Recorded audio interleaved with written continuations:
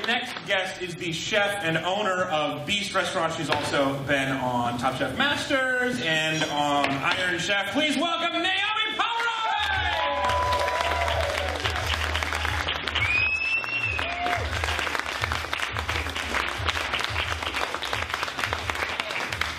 Thank you so much for being here.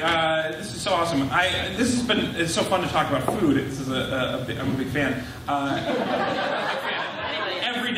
Every day I eat food. And, but one thing that's interesting is that you are obviously, you didn't get into cooking because you wanted to be famous, I'm assuming. But now you were forced by our yellow couch and these hot lights of springtime to be famous.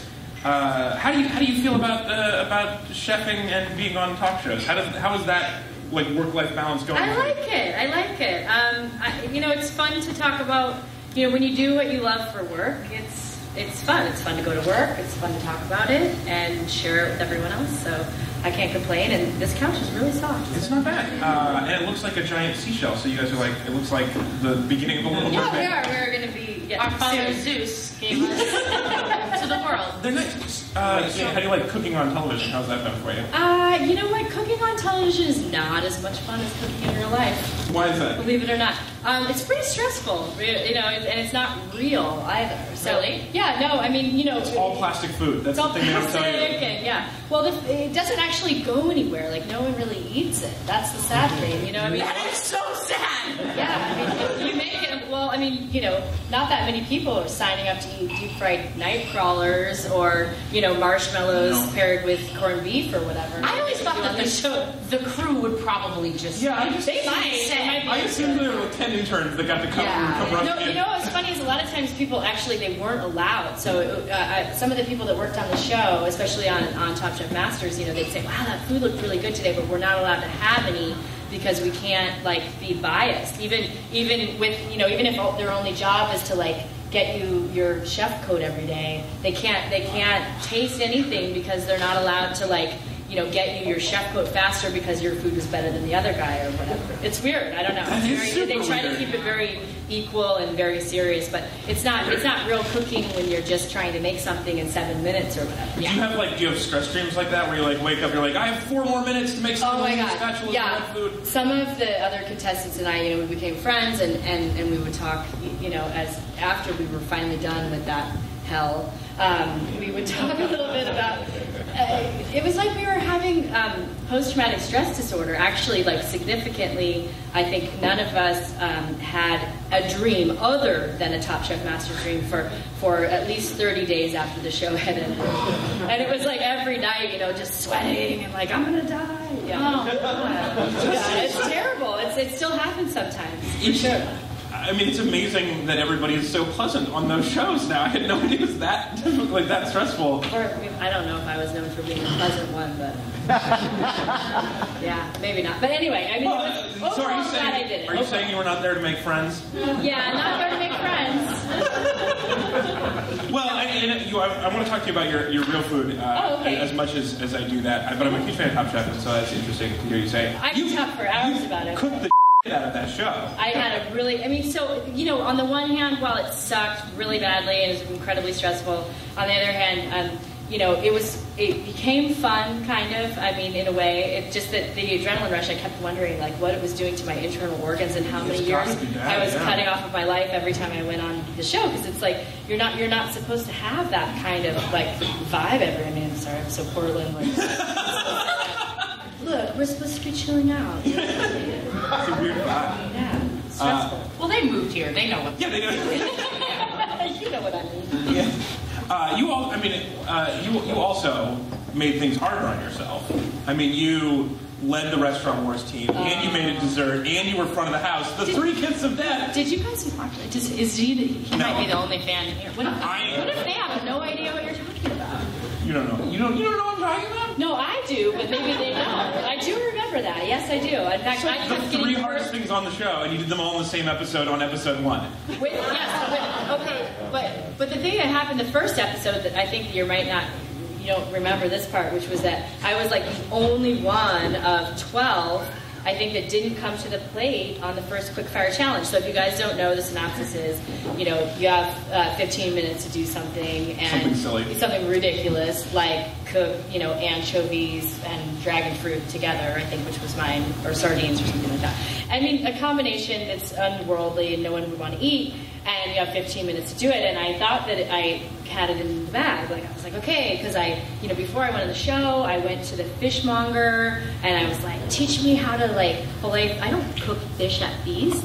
Beast is called Beast, and we don't really cook fish there. So it's not called Aqua Beast. That would be a different thing. Yeah. I mean, some fish are really kind of scary looking, monkfish in particular. But Opa is just crazy. Parrotfish. What? That's not a real fish. That was on Chop the other day, and they had to take it apart, and it looked like a stuffed animal. It was heartbreaking. It looked like a Muppet. It looked like a Muppet. You have to compare dragon fruit and gonzo. You have 6 minutes. Well, wine goes with gonzo. All wine goes with gonzo. Yeah, right. That's the moral of the story, is they made us drink a lot before the and not sleep much. A lot of alcohol. They trick you. And there was one person who shall remain nameless that brought some other things in addition to alcohol that were relaxing medications. I have a guess, and I want you to tell me so bad. Okay, I'll tell you later. But anyway, but I'm just saying, just to finish that quick story, which is that I didn't make it to the plate on my first quickfire challenge. I didn't come. I mean, I had my food ready to go, but it didn't make it onto the plate, and I was forever shamed. And one of the only one who didn't get on the plate on that first challenge. There was one person who didn't get anything, and another person who forgot her sauce. Oh, you don't remember the scene? I rewatched your season because you were coming on, so I just watched it. I haven't even seen all the episodes. So anyway, but I ended up getting some counseling from an older chef friend who was like, "Hey, girl, you can do this." And so I just took it to heart, and I think that after that, I said, you did. So, this is the same. Yeah, exactly. Yeah. See, I'm doing it. I'm doing this for you, Ken. Bagels. The show. No, I promised Ken that I would swear more than him, so that he wasn't. Yeah. So I said it 3 times. So talk to me about this, about the way you've come up in the cooking world here. Specifically, if possible, I would love to hear about your underground supper club days, because that sounds amazing. About 15 years ago, I started a little catering company called Ripe, and we just, there weren't really a lot of catering companies here, so. And I don't know. I went to Lewis and Clark College, and I have a degree in history. And that mascot. Yeah, I don't know. So I ended up not really knowing what I was going to do, and I just I love to cook. I grew up cooking with my family. I cooked not really professionally. I mean, I had worked for some good chefs and done some other catering operations, and I just decided to start a catering company out of my basement. That was back in the day when, I mean, I don't know, that was crazy. We did some catering for the mayor's office and stuff like that, even though we had a completely illegitimate scheme out of our basement that was rat infested northeast Portland. What's the statute of limitations on illegal commissary? I know, right? Well, look, I'm all above the board now, but that was really fun. But we really were doing things we really did defrost trim in our bathtub, That's a classic party. Yeah, that was fun. So basically, we did that, and then we started doing these underground dinners right after our daughter was born. So she's 13 now. So 13 years ago, we were doing some underground. So what's an underground dinner like? And this is also not above board. This is not. No, not above board. No. So this is secret knock on the back door, and then there's just a professional restaurant style, but in a person's house. Yep, I think it still goes on all the time. I mean, I actually have employees that work for me now that do it too. And how? Yeah, on the old table. No, I'm just kidding. How famous do you have to be to get invited to one? I'll go with you. We can go together. I would like to see how my cook is doing in his, when he's not at work. In his moonlighting? Yeah. Well, actually, I don't know if you would love eating with me. Why? This is the next part. This is the next thing we're going to do. Okay. So. Do I have to cook something? No, yeah. I can't. You have 6 minutes. You have a loaf of bread and an owl candle. Go. I make some badass candle toast. You would. I want to talk to you about the stuff that you're doing at Beast, but I am a vegetarian, and Bree is not, and so Bree. Hooray! Talk about about all of the meat. Not everything at Beast is super meat heavy. While we do have meat on the menu, if you're a strict vegetarian, you're going to have a tough time. Except for once a month or so, we do a totally vegetarian menu. Why haven't you come for that? Do you know how much it costs?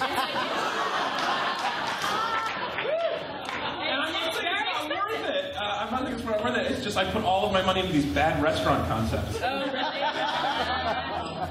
Really, they don't pay you super well to this show? Like, you should sell it to, like, you know... To Einstein's Bagels. To Einstein's Bagels. They're doing really well. Yeah, I mean, your vegetarian menus look amazing. But talk about, like, the thing that you... Like, what's the heart of your restaurant Beast? Like, what's the talk to Brie about meat? I don't know what... Okay, now Brie and I are going to talk about meat.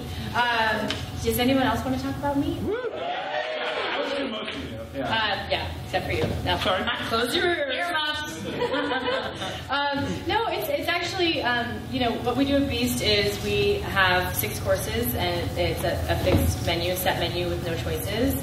And so that's why you said that like that is also part of the heart of the restaurant. Like, you don't, no choices. Yeah. Just don't with what we're doing. That's what I'm saying. I love it. We know what's up, and you gotta just deal with it. No, I mean, I think one thing that I really enjoy is knowing, you know, that I'm good at what I do, and you're good at what you do. I'm not gonna try to host a talk show, and you know, I don't know. I just feel like I want to trust what other people are up to, you know, when they're professionals at what they do. If I go to, you know, see a band, I'm not going to try and get on stage. So, you know, please, if you come to the restaurant, just know that we know what's happening and what's good right now and what's in season at the farmer's market. We're going to treat you right. We really will. I promise. So that's what we do, is we just do what we do, and we hope that people are into it. But like what Ken said about how he serves like burnt bread to everyone or whatever, I'm just kidding. It's perfect. It's like so perfect. And some people say like, oh, it's too dark. Yeah. Great. Don't buy the bread. You know what I mean? Because that's the way that we like it. And we're cooks. And I think it's perfect, and I'm glad that he takes it like one degree darker. And everyone should just learn to like it. So, but just because people are used to eating it incorrectly doesn't mean that they should. You guys are half artists and half like craftsmen. Like, you do the thing every day, but also it's like a taste that's your career-long thing that you develop. Yeah, and in your case, it's pig head. Well, we do. We cook some pig heads. Totally, that's true. And it's not as scary as it sounds, because if you really think about it, like an argument for eating the head of a pig is that we eat the leg of a pig and the, you know, belly of a pig. So why are we being weird about eating other parts? Because really, it's like, if we have a problem with that, then we should all side with Alex, and we should just not eat any meat. Which I actually don't have a problem with either. To be frank, I was a vegetarian. A former vegetarian, and you not only fell off the bandwagon, you fell off the bandwagon so hard you opened a rival bandwagon. It's true. But you know what? To be totally honest, you know, in support of the idea of vegetarianism, I actually don't eat a lot of meat when I'm not at work. I mean, honestly, I eat mostly vegetables, and the focus of what we actually do at Beast, which I think I'd like to take this opportunity with this enormous audience here to dispel a myth that is that at Beast is super meat heavy. Like, you're going to come in and eat like a Flintstone-sized steak, and we're going to make you have like a meat dessert at the end or something like that. We don't do that. It's really vegetable heavy. Like literally 70% of the menu is vegetables. So just come in and be surprised. On Top Chef, you do a lot of amazing desserts. So your pastry abilities are also incredible. I actually have no pastry ability whatsoever, but that's the magic of television. So almost out of time, but tell me about Expatriate. Yeah, so my husband Kyle is a cocktail magician. I like that so much better than mixologist. Okay, when someone calls Kyle a mixologist, he says that he comes back with he says, yes, I am a Scientologist. I don't know why. He thinks that's super funny. I don't know if it's funny, but he doesn't like that term, so I don't know. I just called him cocktail magician. I don't know if he likes that one any better, because that like implies rabbits and hats and whatever. But the cocktails are pretty good. I wouldn't like the rabbit part, but the hat sounds great. Yeah, don't eat the rabbit. It's the focus of the place. It's right across the street from Beast, and it's a fun list of cocktails from foreign lands. and we do heavy influence of sort of slightly Asian-inspired drinking snacks, and things are generally very spicy, salty, fried, and hopefully awesome. That's it. Everything that I've read about it said they are awesome, especially salty, fried, and awesome. Yeah, that's a good name for it. That's the name of your book. Is salty, fried, and awesome. Okay. The recipe's on the cover. 2 years. Give me 2 years. Yeah. Salty, fried, and awesome. So check out Expatriate across the week and from Beast. Ladies and gentlemen,